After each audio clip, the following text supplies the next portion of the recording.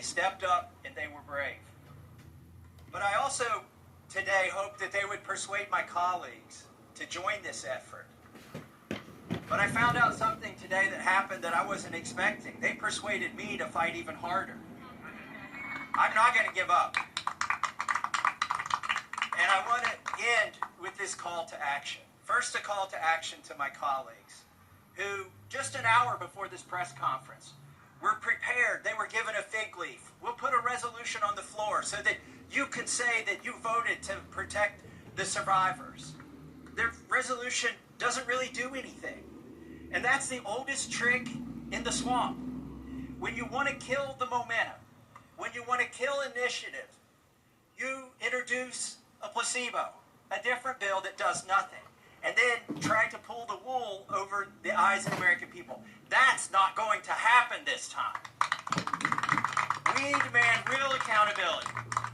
I encourage my colleagues, please, there's over 200 Republicans who have not signed this discharge petition. We only need 2 of them to sign it. And every Democrat will sign it. And that will get us the number we need to force this vote, to pass a law, not a polite request to the DOJ to police themselves.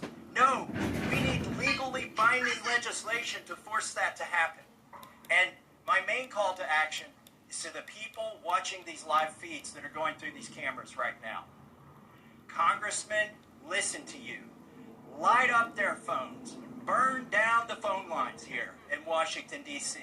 Ask them the questions that these survivors wanted you to ask them. Why won't you be for transparency? Don't accept their answer that the bill has a flaw or that the survivors don't want it. We know that's not true. They wouldn't be fighting it so hard in this town if it wasn't the real bill. So with that, please call your congressman.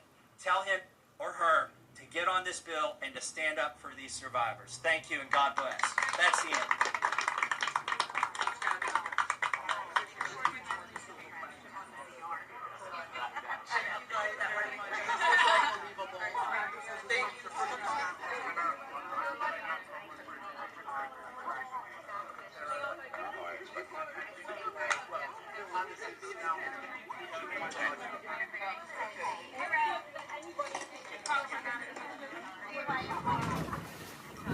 Congressman Massie.